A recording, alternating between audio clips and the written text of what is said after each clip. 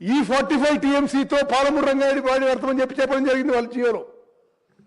మరి ఈ విషయంలో కూడా మనం ఇది న్యాయంగా ఈ 45 టీఎంసీ తెలంగాణకి కేటాయించాలి. ఆ విధంగానే మనం ఇప్పుడు బ్రిజేష్ ట్రిబ్యునల్ ముందు బాధిస్తున్న విషయంలో మనం చేస్తాం. నెక్స్ట్, ఈ జలాల పంపిణీ విషయంలో నేను ముందు చెప్పినట్టుగా నేను ఎగ్జాక్ట్ డేట్స్ చెప్తున్నాను. ఎందుకంటే ఈ విషయంలో అసలు బీఆర్ఎస్ పార్టీ పెద్ద మనుషులు అబద్ధాలు చెప్పడంలో, అసత్యాలు ప్రచారం చేయడంలో, ఫాల్స్ నెరేటివ్లో వాళ్లకు వాళ్ళే సాటి. అసలు గోబెల్స్ని మించిపోయినారు. జోసెఫ్ గోబెల్స్ కంటే వీళ్ళు చాలా మరి అతిథులు అయిపోయినారు. అంటే నేను ఎందుకు డేట్స్, టైము, ఎవరు అటెండ్ చేసి చెప్తున్నా అంటే అసలు నేను చేయలేదంటున్నారు వాళ్ళు. ఇప్పుడు 18th, 19 జూన్ 25 ఆ రోజు irrigation principal secretary SK Joshi attend అయ్యి ఆంధ్రాకి 512 ఇవ్వండి, మాకు 299 కావాలని రాసిచ్చాడు. 2016లో apex council meeting Kalvakuntla Chandrashekhar Rao గారు, చంద్రబాబు నాయుడు గారు హాజరై ఆ రోజు కూడా మనకి 299 టీఎంసీ, వాళ్ళకి 512 టీఎంసీని యాక్సెప్ట్ చేసిండ్రు. 2017లో మళ్ళీ ఆనాటి principal secretary and ENC attend అయ్యి మళ్ళీ అదేవిధంగా సుమారు అంతే యాక్సెప్ట్ చేసిండ్రు. 2020లో ఇది ప్రతి సంవత్సరం మీటింగ్ అవుతుంటే 2020లో వీళ్ళు పోయి ఏకంగా ఇక కృష్ణా ట్రిబ్యునల్ వచ్చే వరకు ఇదే కొనసాగండి కృష్ణా నది జలంలో రాసిచ్చేసారు. మనం అధికారంలో వచ్చిన తర్వాత డిసెంబర్ 7, 2023న మరి రేవంత్ రెడ్డి గారు ముఖ్యమంత్రిగా, మేమందరం మంత్రుల ప్రమాణ స్వీకారం చేసిన తర్వాత ఈ విషయాన్ని పరిశీలించి ఇంత వన్ సైడ్గా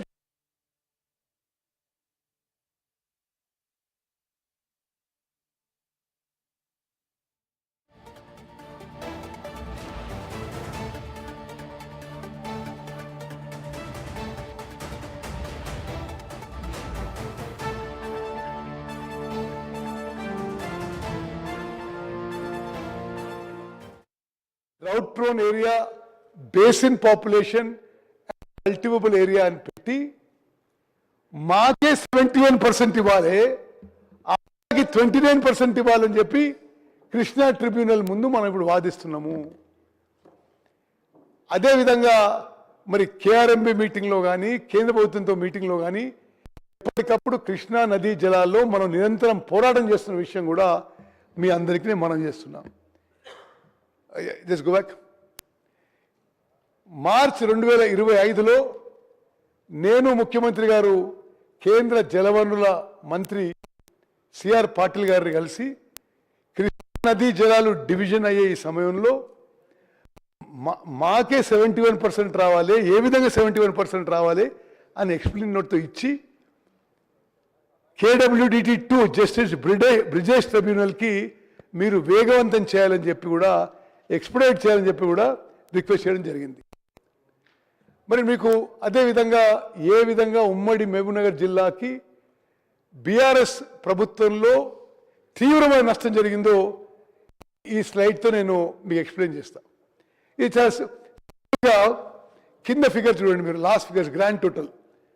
మరి సభ్యులందరూ లాస్ట్ ఫిగర్స్ గమనించాలి. అంటే కాంప్లెక్స్ నుంచి ప్రాజెక్టులకి ఇయర్ మార్క్డ్ క్వాంటిటీ మన నీటి కేటాయింపు 65 టీఎంసీ అయితే ఏ సంవత్సరం జూరాల కాంప్లెక్స్ నుంచి వివిధ ప్రాజెక్టులకి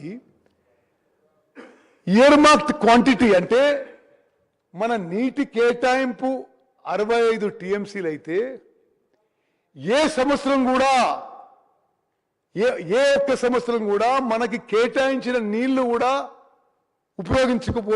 ఉపయోగించలేదు.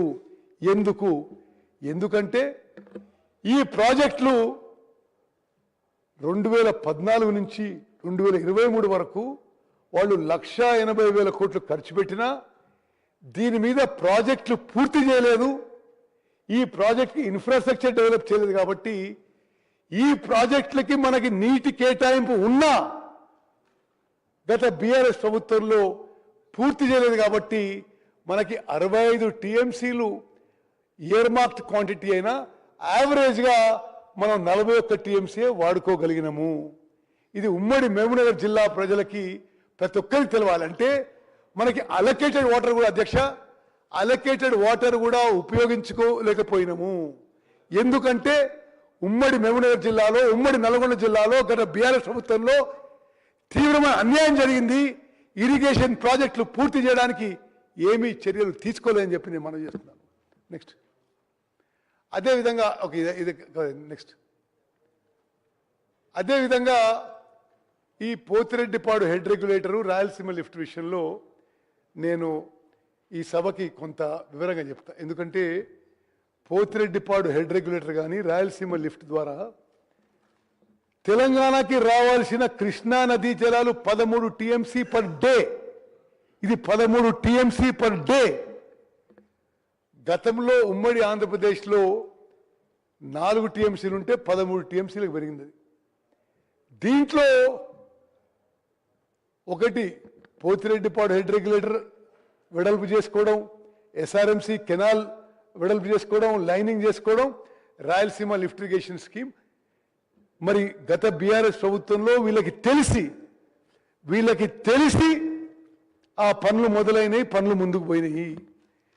మనం అధికారంలో వచ్చిన తర్వాత ఇది జాగ్రత్త నాదే. మనం అధికారంలో వచ్చిన తర్వాత కాంగ్రెస్ ప్రభుత్వం వచ్చిన తర్వాత రాయలసీమ లిఫ్ట్ ఇరిగేషన్ స్కీమ్ ఏదైతే 3 టీఎంసీ పర్ డే ఆంధ్రప్రదేశ్ ప్రభుత్వం ఇల్లీగల్గా అక్రమంగా మొదలుపెట్టిందో ఆ పనులు ఆపించగలిగినని చెప్పి నేను మనం చేస్తున్నాను. నెక్స్ట్ అదేవిధంగా ఈ పోతిరెడ్డిపాడు హెడ్ రెగ్యులేటర్ విషయంలో అసెంబ్లీలో తీర్మానం చేసినాం. కేఆర్ఎంబీలో కేంద్ర ప్రభుత్వంలో న్యాయపరంగా అన్ని విధాలుగా పోరాటం చేస్తున్నాం. మరి ఇవన్నీ కూడా మన ప్రభుత్వం పోతిరెడ్డిపాడు హెడ్ రెగ్యులేటర్ దాన్ని రెస్ట్రైన్ చేయడానికి ఏమేమి స్టెప్స్ తీసుకున్నో స్పష్టంగా చెప్పడం జరిగింది. నెక్స్ట్ అదేవిధంగా ఆంధ్రప్రదేశ్ రీఆర్గనైజేషన్ యాక్ట్లో కృష్ణా జలాల విషయంలో ఒకటి ఉంది. ఏంటంటే కృష్ణా నదీ జలాలు ఎవరు ఎంత ఉపయోగించుకుంటారో ఒక లెక్క ఉండాలని టెలిమెట్రీ ఇన్స్ట్రుమెంట్స్ పెట్టమన్నారు. టెలిమెట్రీ ఇన్స్ట్రుమెంట్స్ అంటే ఎంత water quantity is flowing per day అని లెక్కేయడానికి. అది సెంట్రల్ ఆఫీస్లో మానిటర్ చేస్తారు. 10 ఏళ్ల పాటు గత ప్రభుత్వం కృష్ణా నదీ జలాల విషయంలో